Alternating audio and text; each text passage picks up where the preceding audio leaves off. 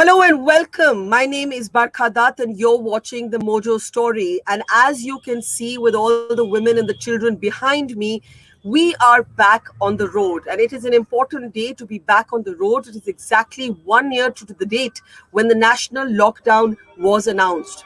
There could be two opinions on whether a lockdown is effective or not against the spread of the COVID-19 pandemic and how long the lockdown should be applied for if you are to contain the virus. But what there are no two views about is that 2020 was a year in which we saw an unprecedented humanitarian crisis.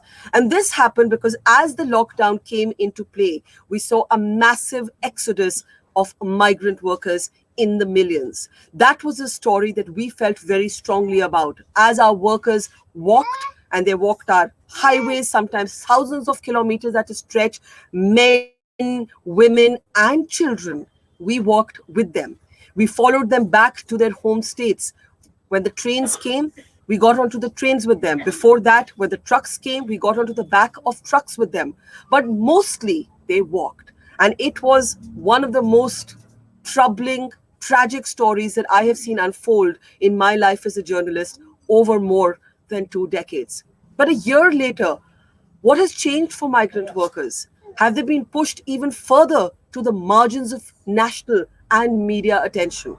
Well, I'm coming to you live today from Darbhanga in Bihar, and we are going to be talking about their stories and also what should happen going forward in terms of policy. But before all of that, and before we introduce our experts today, let's just take a look back at the year this was and what this issue meant for us as a small team of journalists out on the road.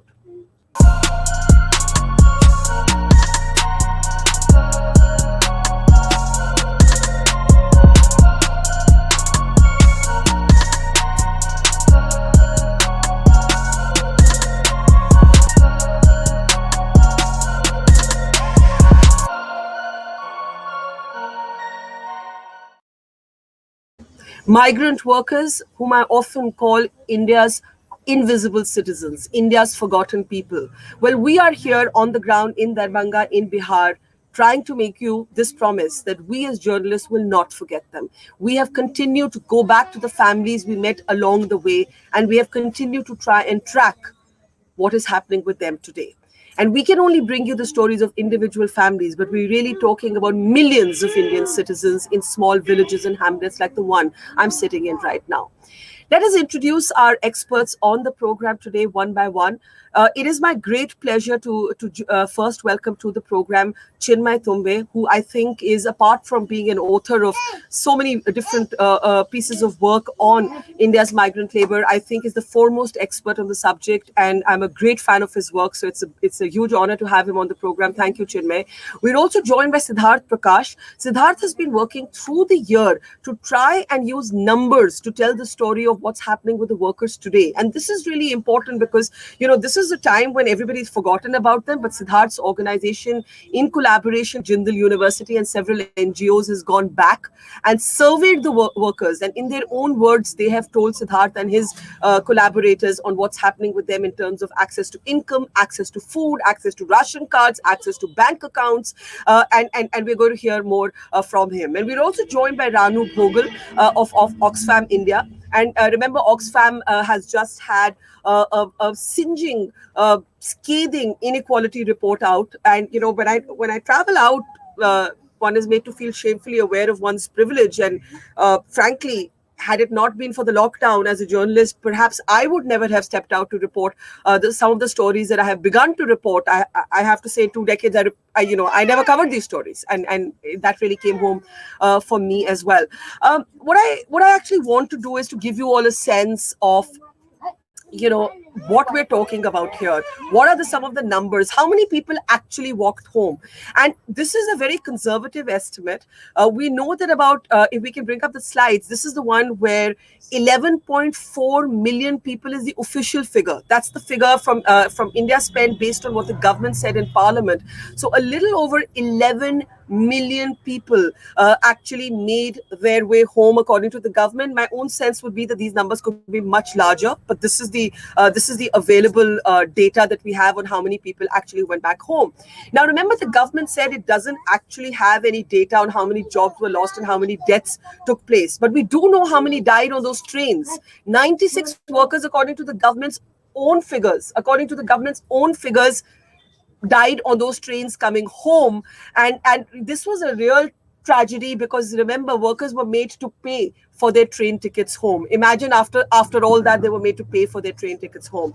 And according to another group, the Swan Group, 971 workers, this is their survey, died while they were on their way home. Remember, the numbers of all of these statistics and these surveys is likely to be much, much higher. We'll also take a look at what Siddharth's survey tells us about the situation of workers today. But I can tell you, and we'll play out some of that for you, that the workers we've been meeting continue to say anecdotally to us that they have no source of regular income, and they have no Aadhaar cards, and not possessing Aadhaar cards is really standing in the way of them getting even work in the informal sector.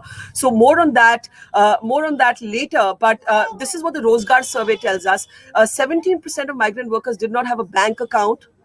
This is as they were walking home and they were in transit. And if you flip that to, how many had ration cards, I beg your pardon, 14% of migrant workers did not have a ration card. And once again, these numbers are likely to be much higher. I want to start, as we broadcast live to you from a little village in Darbhanga in Bihar. I want to start by bringing in Chinmay.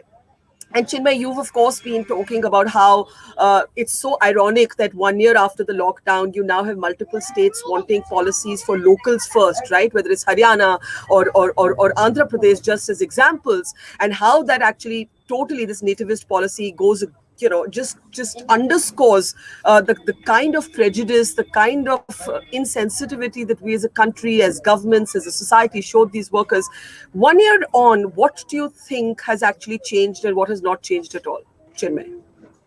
Yeah, thanks, Barkha. Firstly, I should commend on the tremendous work that you did to get this migration crisis to light. I think unlike previous crises like Notebandi and so on, I think media played a very important role in highlighting the extent of the migration crisis. By my estimates, about 30 million people made this journey back home.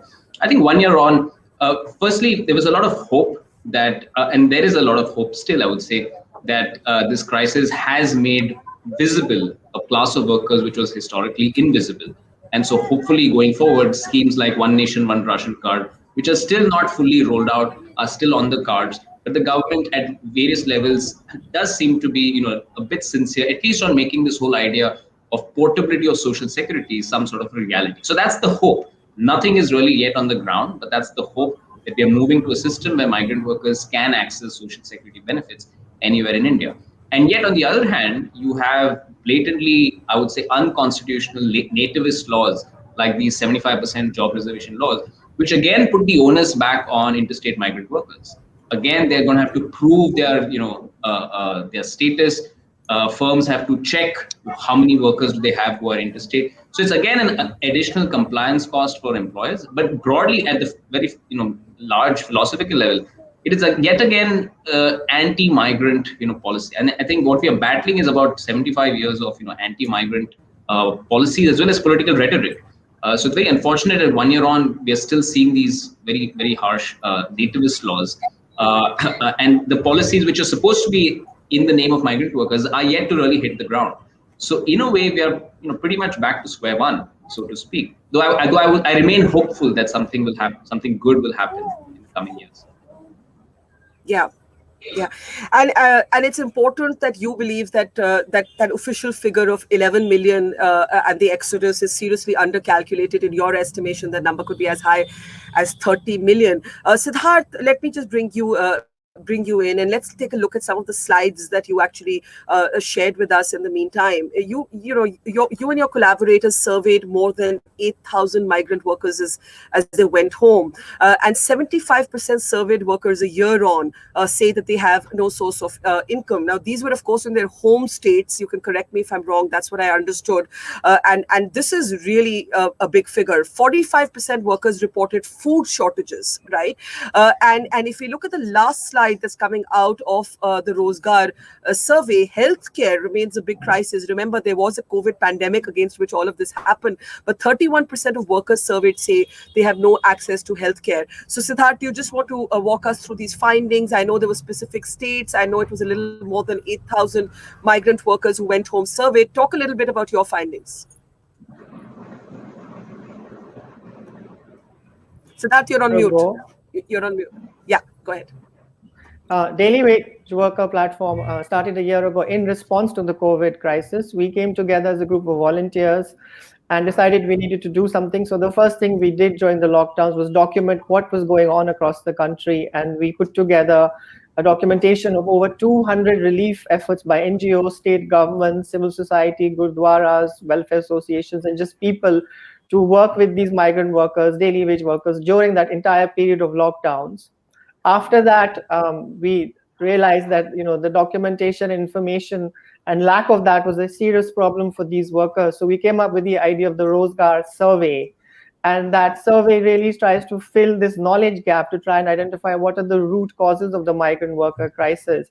And the survey questionnaire, as you know, is quite detailed. So we went beyond just gathering statistics about names, locations, and age to actually look at, who are these people? What are their skill sets? What are their career aspirations? Do they even know that government schemes are there to help them? Do they have access to healthcare, jobs, employment, and so forth? And we tested this with a couple of NGO partners in Kalahandi district, one of the hardest hit, poorest parts of India today, Bihar, and also Maharashtra. And what we did is then we did this survey over the last 6 months, covering 8,000 migrant workers in source states, which is Bihar and Orissa, but also moving to the destination states like Maharashtra. So we look at both sides of the story, and the numbers are really very distressing.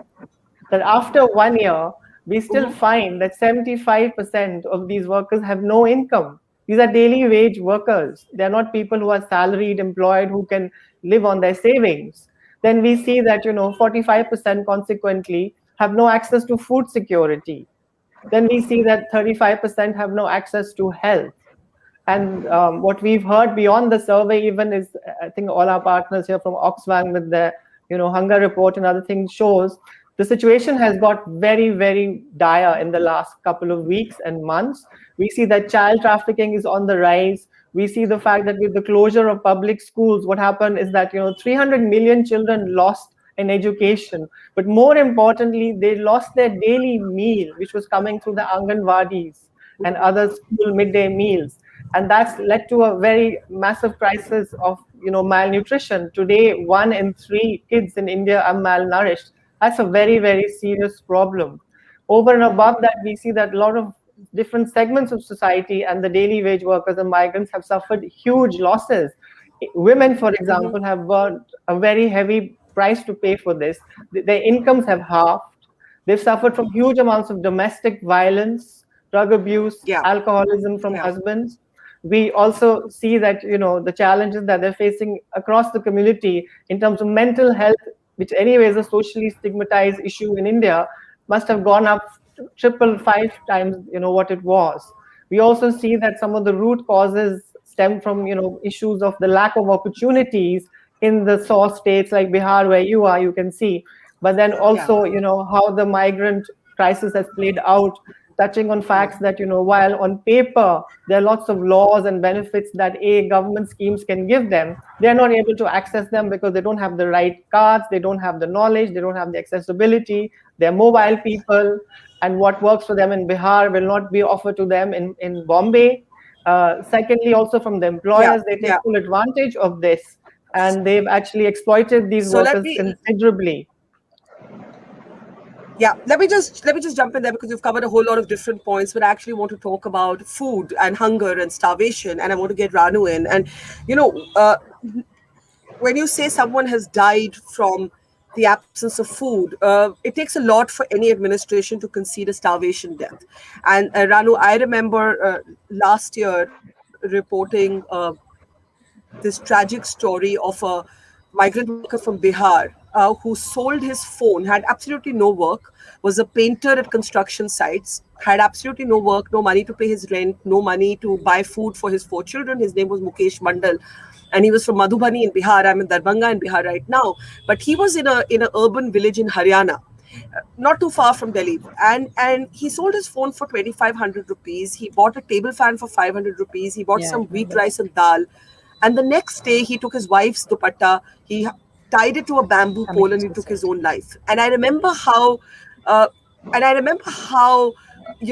the police would just not accept that hunger and starvation had anything to do with this, and they kept arguing that this was, he was mentally unstable, and so on. And 1 year later, Ranu, we went back to actually see what was happening with his family, and his wife Poonam told us that she's desperate for work. She keeps going to different housing societies and trying to ask for work, but she doesn't have an Aadhaar card. So nobody is prepared to accept that she is safe enough to employ. So before I get your response, I just want to play out what Poonam, the widow of Mukesh Mandal, who took his own life, said to us. जब आप घरों में गए काम ढूंढने, तो क्या बोला आपको? वो गेट पर तो आधार कार्ड ही मांगते हैं, तुम्हारे पास प्रूफ है दिखाओ, तो प्रूफ नहीं होते हैं, तो इसी वजह से हम फिर लौट जाते, बोलते तब नहीं होगा। तो जब आपने कोशिश किया आधार कार्ड बनवाने की? हाँ, कोशिश किए हैं। वो क्या हुआ फिर जब आप गए? बोले अभी तो नहीं बन रहे हैं, जब बनेंगे तो हम बताएंगे। बहुत लोगों से पूछ के जिनको पते हैं, जो जाते आते हैं उनसे, तो वो लोग बोले क्या बनेंगे तो हम बता देंगे, ऐसे ही सब बोल के रह जाते हैं। So, very simply put, that, and she doesn't know how to get one. She keeps trying to ask her community. She doesn't get one. She doesn't get work. And so they continue to worry about how to get food. So Ranu, please speak to what findings you all have had in terms of the fear of food shortages. So absolutely, that's the story in most places. To get an Aadhaar card, you need an address proof.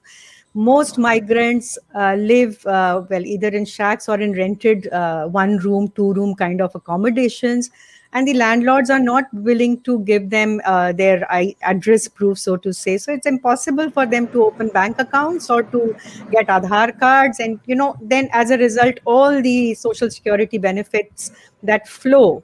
Now, for even getting admission in a hospital, you need an Aadhaar card. So to get COVID vaccine, you need Aadhaar card. So, Aadhaar card has become absolutely essential to be a citizen in this country. And so many people are denied that citizenship because they are not able to make these Aadhaar cards.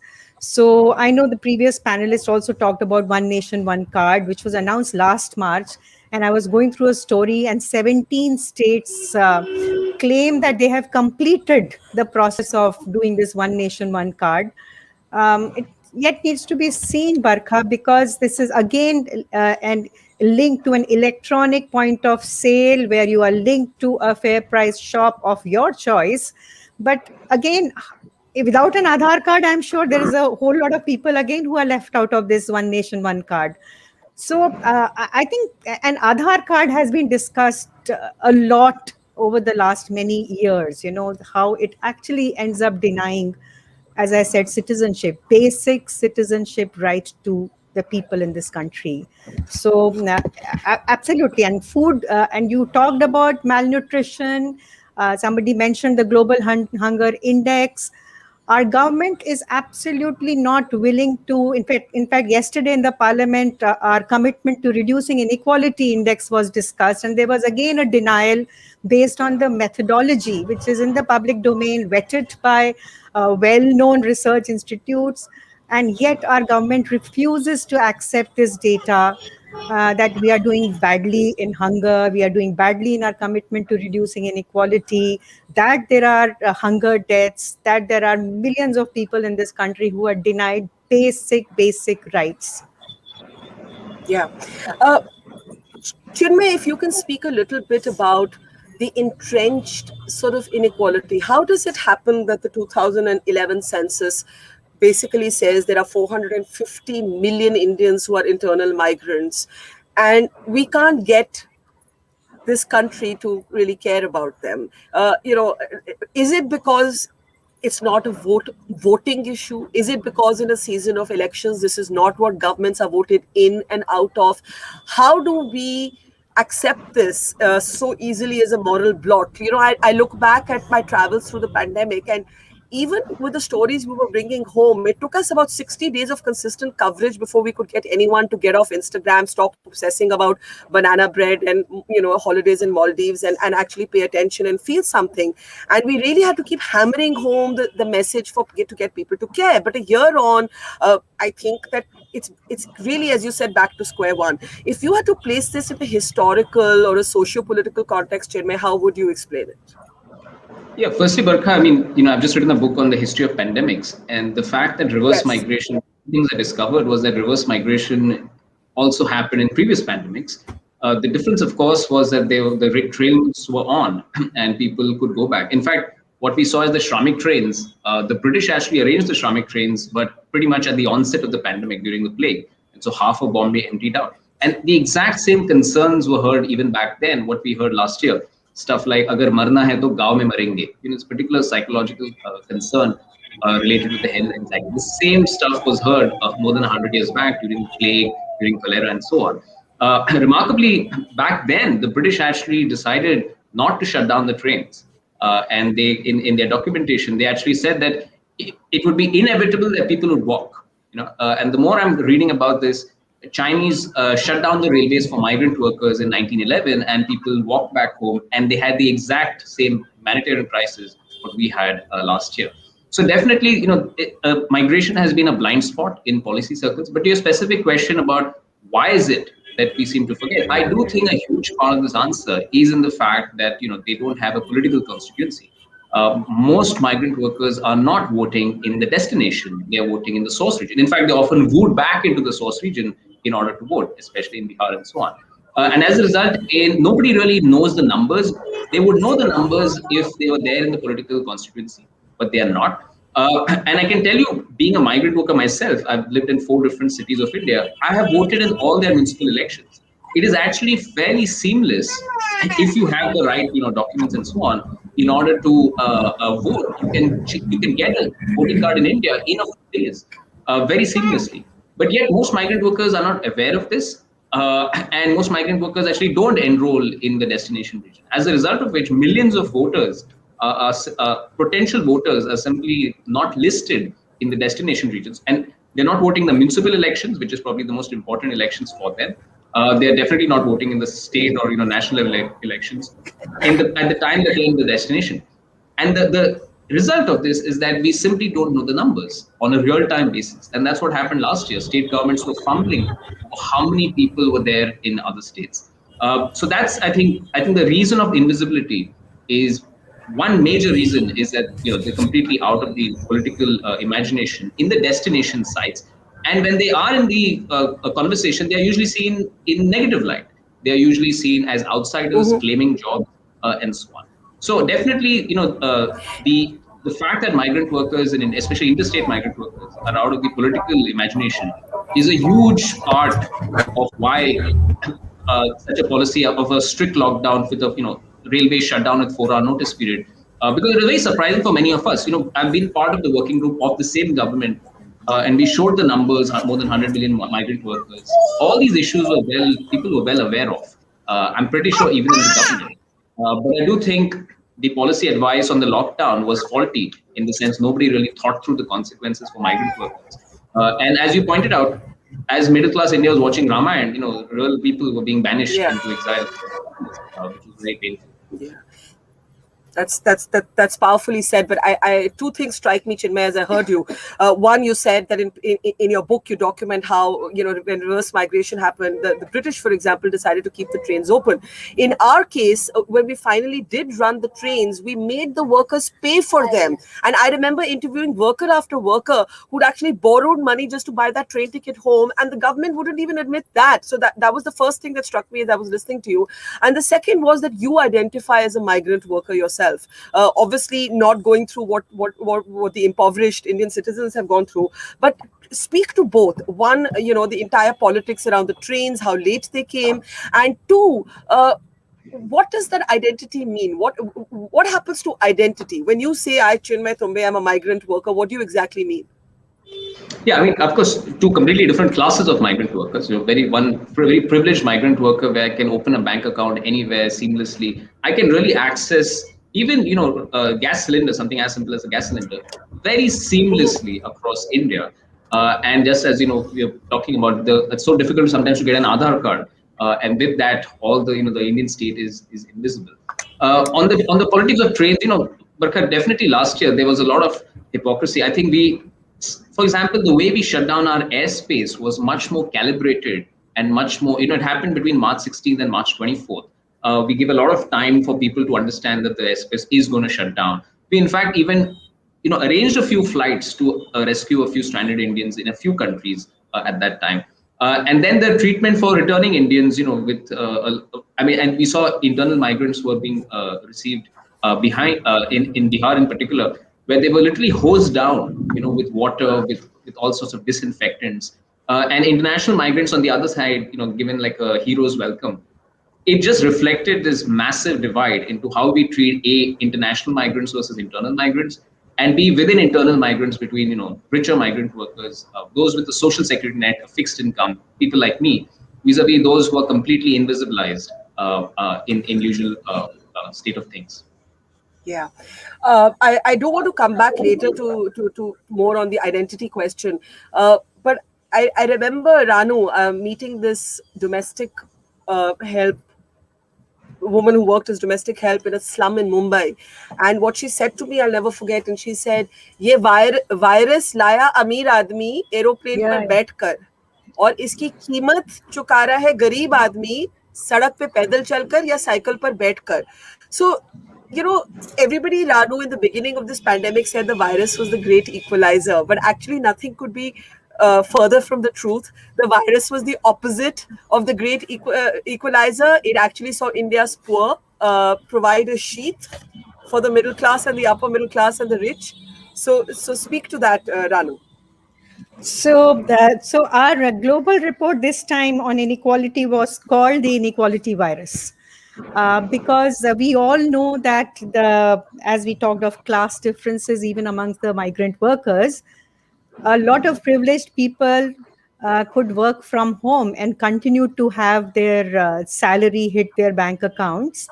In some cases, maybe minor cuts, but at least they had some income and they could work from home. In fact, I came across a lot of people who traveled to destinations like Goa and the hills, and they were working from there. And, so that's one kind of class of people. The share market, of course, was booming. So people who had money in the share market were making a whole lot of money. Yes, that picture is very telling. But it is the domestic workers, because if you remember when the lockdown was announced, all the societies everywhere said no to domestic workers. So all these women domestic workers, and many of them could be single income households, were left with no earnings. And it was after a long time. And even today, some domestic workers have not got their pending wages. They have lost their jobs. They were forced to go back to their villages. So the inequality is extremely stark in terms of how the virus hit, and even in terms of accessing healthcare. If you recall, there were resident welfare associations, at least I know in Delhi, who were buying oxygen cylinders, who were booking ICU beds, who were ensuring that if there is any COVID case in their colony, that person will get immediate attention. And here people were struggling to get admitted. There were so many deaths of people from poorer backgrounds who couldn't afford an ambulance service to reach a hospital, So the inequality is extremely stark. And I'm talking of a city like Delhi, which is a very privileged, pampered city. And you can very well imagine what must be happening in Bihar, in Jharkhand, in Uttar Pradesh. We don't even know those stories. I mean, you did a great job by traveling and really getting those stories to the larger audience. But our health sector is in complete mess. We were just not able to cope up with the crisis. And, a year is a long time to forget things. But I remember, this thing of PPE kits nahi hai, Anganwadi workers, Asha workers are being put onto COVID duty without any protective gear. There were strikes by healthcare workers. They said, we don't have protective gear. The nurses were agitating. They said, we are forced to wear the PPE and we can't even use the toilet for 8 hours at a stretch. I mean, can you imagine the kind of conditions under which our healthcare workers? And then, of course, we want to, ring the bells and kind of throw flowers on people and say, oh, we are so grateful for the service you rendered. But I mean, look at the plight of these nurses and the frontline staff in our country. I mean, we really treated them badly, actually. Yeah, absolutely. And in the early days, there were nurses who were getting stoned when they would go back home. They weren't allowed to return home. And there's all kinds of. I mean, I think the pandemic revealed the worst of us and the best of us. Both of that happened simultaneously.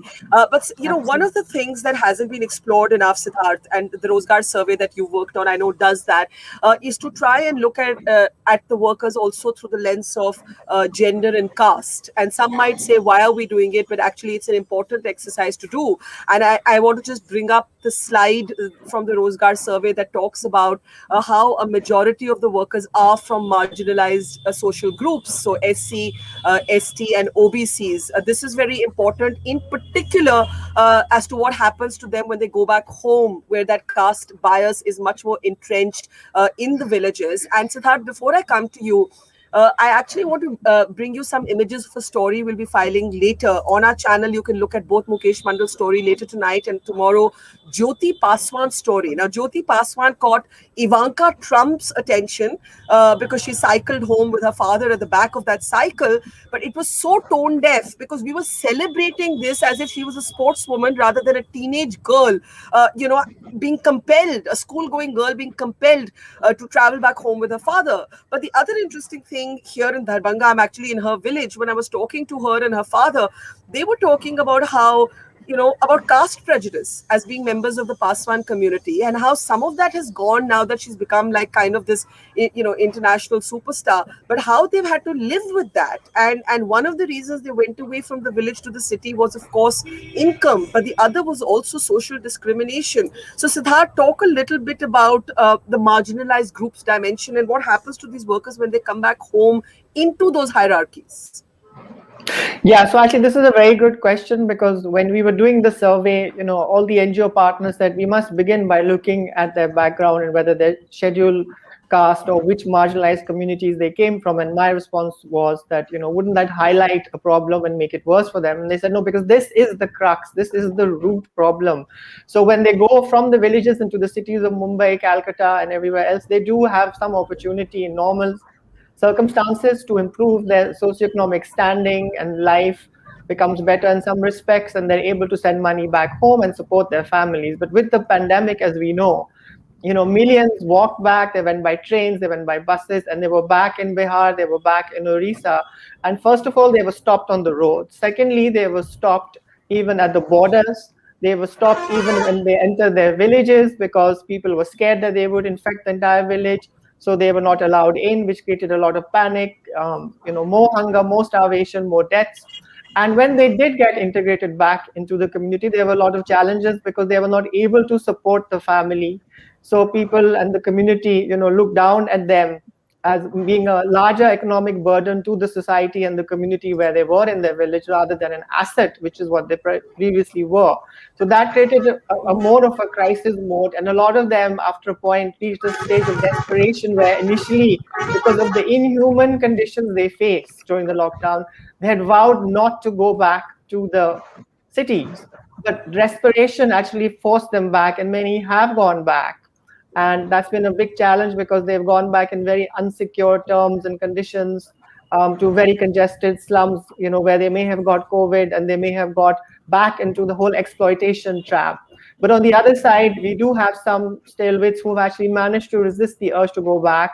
And that's where I think we're lucky with our NGO partners in Bihar and Jharkhand and Orissa, where they are working with them to create skills, to create livelihood opportunities for women in agriculture, to start micro enterprises so that they can support themselves during this pandemic.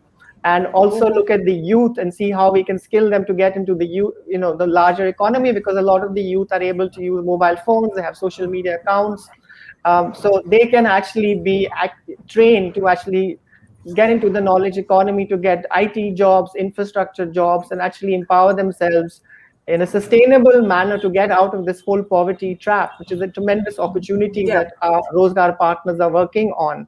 At the same time, we need to train them about their legal rights. Most of them did not know what an Aadhaar card was, how to access it. They didn't know that these government schemes were there, the Pradhan Mantri scheme and so forth. So with our NGO partners, we're trying to educate them about these schemes, get them enlisted in Bihar and Orissa.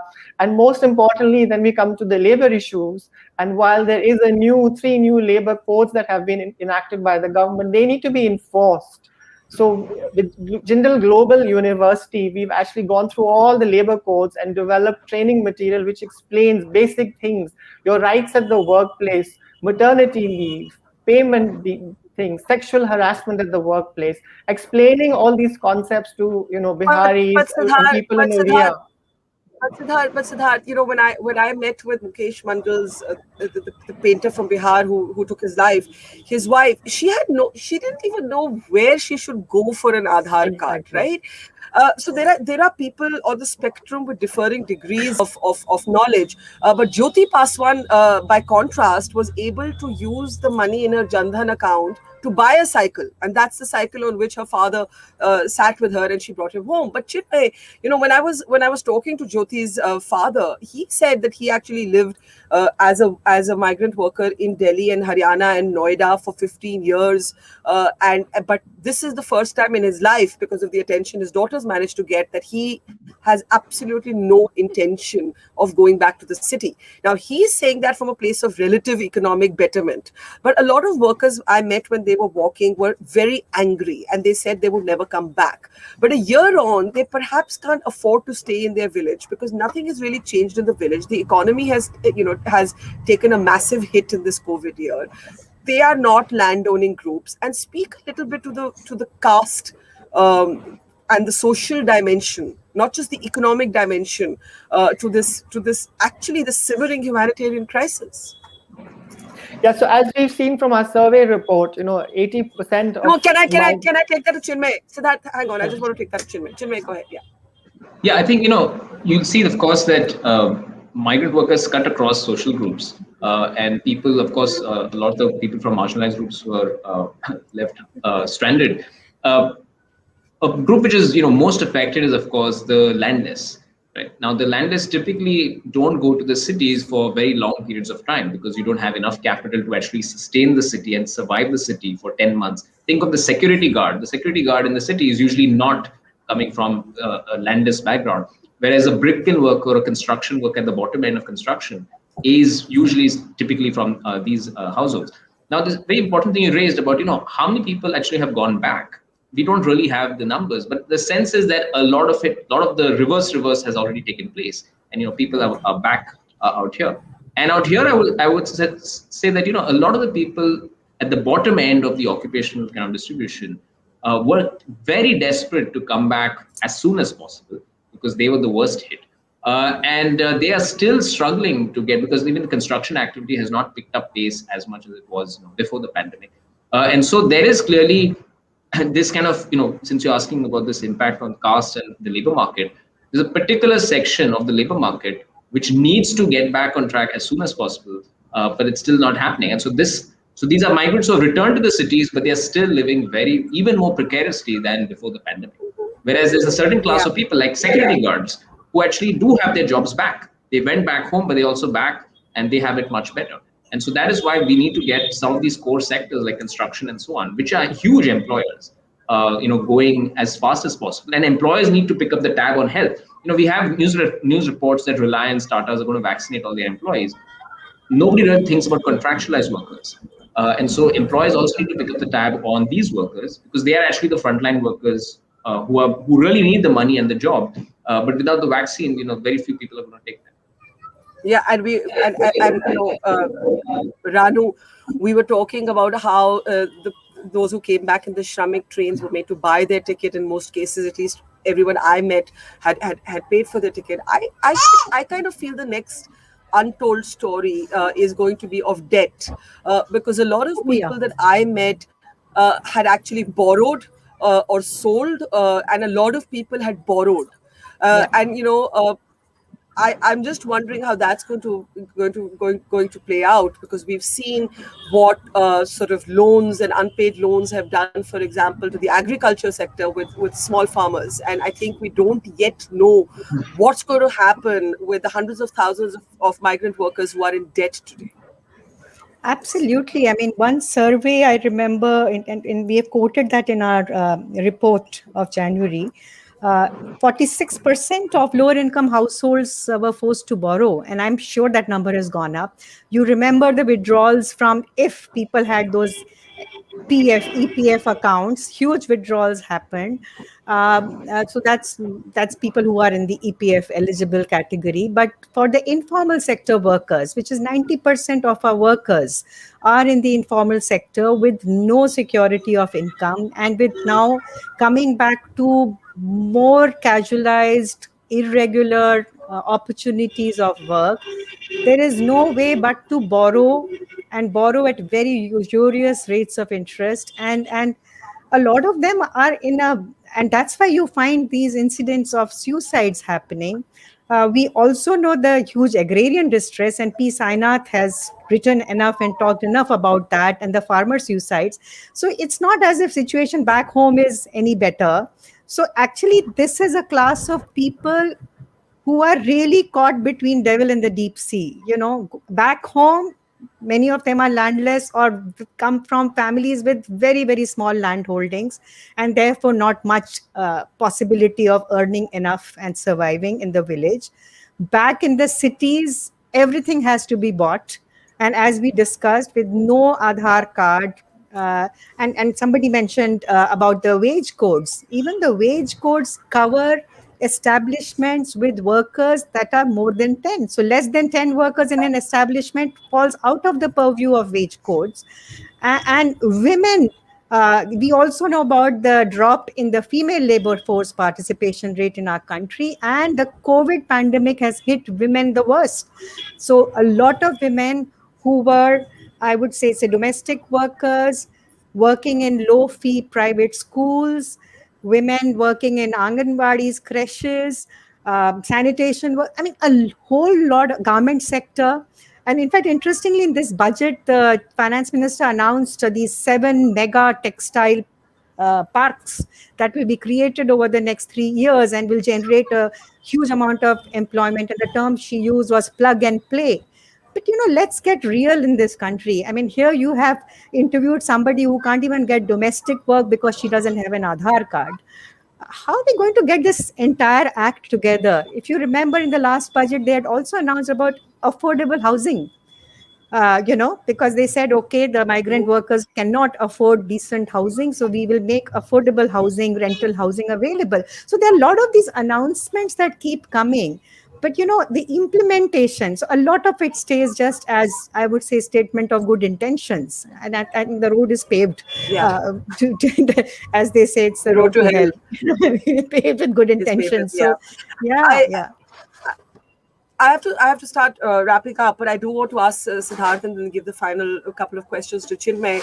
What is the one policy intervention that we need that we are not actually seeing? I mean, to me, the fact is that we're not even talking about this. People say, oh, people are just fatigued. And I mean, we're talking about millions of lives here. And this is a country that has decided to secede almost from this issue. What is the one policy intervention, Siddharth, I'll start with you, that your survey points and nudges us in the direction of? Thanks, Barkha. So I think we need an integrated package of services to solve the root causes. Otherwise, we're just going to be looking at palliatives and not a cure. So our survey tries to get the data in a systematic way for 8,000, and this is a model that can be replicated to get data for migrants across the country.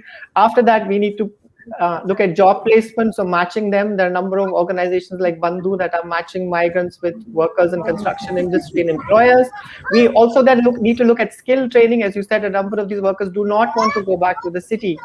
So we need to work with the NGO partners and the ministries of education and actually get them skills so they can get new jobs and empower themselves. And then we also need to get them really into the government schemes. We only hear about Aadhaar cards and ration cards, but there are 20 dozen government schemes that can benefit women, children, and migrant workers in many ways, from employment to health to education. And these schemes need to be there. They need to go from paper into action, and they need to have entry points for these workers to be able to easily understand what the scheme is, how to apply for it, how to register, and how to benefit from it. At the same time, at the workplace, with the new laws and all the awareness that has been created about exploitation, we really need to educate these workers about their rights, but then also use the laws to ensure that they're enforced. There's no point educating workers that, you'll be protected against sexual harassment at the workplace if in reality you're not. So that enforcement has to come into place. Okay, Chinmay, I want to just end with you. As you said, you've just authored this book on the history of pandemics, and you spoke about how some things were differently handled, and in some ways history repeats itself. What we do know is that we've seen an exodus of workers, possibly larger than what we saw in the partition of India. I think that's quite clear. What does history tell us that we need to be mindful of at this point? Sorry, you're on mute, Chinmay. One is that the pandemic is not yet over, and hopefully we don't have a lockdown of the kind that we had last year ever again. But hopefully the fact that migrant workers were badly affected last year should be on the policy radar this year. I think if you ask, what is the number one policy focus, I would say actually vaccination. We've not really thought through vaccination of migrant workers because they're not seen to be as frontline workers of any end. But the fact is that migrant workers are actually going to be making these journeys back home and so on. And so if this virus is going to spread, obviously one important, a group of workers who need to get the vaccine very quickly is migrant workers. That should be, number one on the policy radar. And they should be able to access this in the destination region. We shouldn't be forcing them to go back to source regions to get the vaccine and then come back.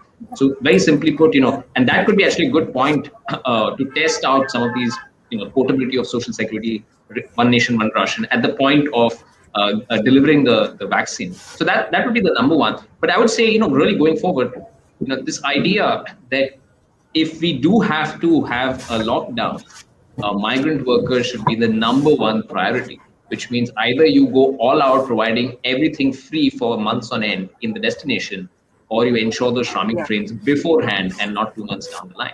I think that's the biggest lesson that we learned from last year. I think that's a great point, Chinmay, but given that damage is done, and what was worse was that then migrant workers were then blamed. First, they were rendered invisible. Then nothing was provided for them. They walked. When they walked, they were blamed for being carriers of the virus. And today, you're absolutely right that we were talking about vaccination. No one's even talking about them. They will not even be recognized. Forget frontline workers. I think they're not even being thought of at all in this vaccination drive. And they will tell them, "Aap jahan pe hai, wahi baithe rahiye abhi." And the fact is that the economics don't allow that. Just a last thought to you, because I want to go back to identity. And you did speak about how you're a migrant worker from a very different class. What does home mean to an internal migrant? What does your research tell you? Because one thing that anecdotally I discovered is that there is a sense of home. And what people said repeatedly, the poorest Indians said what the richest Indians would. That two things. One, that poverty will kill us before the virus will. But two, agar marna hi hai, to ghar walon ke saath hona hai. We want to be at home with people we love. Emotional security is somehow not thought of when we talk about the poor, but they seek it in exactly the same way as the rest of us do. Absolutely. I think the way you should really see migration in India is that people get economic security in the cities and social security back home. And social security is part, what you said is emotional security, but also social security in terms of what the state provides, because you can't really access this in the city. And this is the constant tussle. Economic security cities, social security in the villages. And we really have to move to a situation where, social security can also be earned in cities. And that is why we are saying, portability and so on. But you're absolutely right that in a future health crisis or if this pandemic intensifies, whatever you do in the destination region, the urge to go back home is going to be very strong. And this is exactly what the British anticipated, in my view, correctly, all those 100 years back. saying that we better roll out the trains now rather than later, because this need to go back home in a crisis is very strong. If you ask me personally, it was very strong for me, but I have the financial capacity to hold out throughout a lockdown. So if a lockdown is for 3 months, I can stay and not visit my family back home in Mumbai. So that holding capacity is there. But for a lot of the migrant workers that we saw last year, the holding capacity for many is not for more than a day. For some, it was there for a few weeks, but the lockdown kept getting extended. And that's when it really intensified. And so that's another thing that, the credibility of the lockdown was a huge issue last year. That is, when the lockdown would end was not, it didn't come out very easily. And that really intensified the crisis. So definitely, overall, this idea that a health crisis does lead to a lot of anxiety, a lot of pressure to go back home. And instead of saying that, migrant workers will spread the virus back home, we should kind of understand, we should act quickly before, such a need arises and allow migrant workers to go back home with the dignity that is a must. And just quickly, because we're looking at a second wave, and I'm, by the way, the one thing the year has taught me is that I've become very anti-lockdowns. But there are states that are considering lockdowns. Chinmay, just very quickly, because I'm out of time, what's the one thing that any new lockdown has to keep in mind? We just cannot make some mistakes again. What would that be? I think the lockdowns will be very localized, hopefully not at the state level. It might happen at the city level, like in Nagpur and so on. But the minute you go into lockdown, you kind of know now, almost guaranteed, that migrant workers are going to be the first affected. So firstly, kind of construction sites are going to be the first affected. So any localized lockdown means those administrators better get a good grip about how many migrant workers are in their jurisdiction and go all out to support them as simple. Can I just add 2 points, Barkha, very quickly? Yes, I'm out of time. So one sentence, quickly.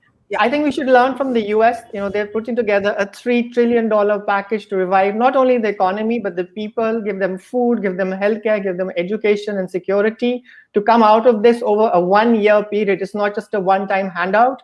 I think given the crisis and the numbers here, we definitely should do that. And secondly, I'd also call on, the private sector and the corporate sector with their CSR budgets, which go into crores. This is the time to help the country, the migrant workers, and put the money where the need is greatest with the workers so that they can come up to speed and they can actually, because they constitute such a large part of the Indian economy, the construction workforce, that India will never achieve its self-reliance goal without these people. So if the government wants to make India self-reliant, it has to begin with the migrant worker.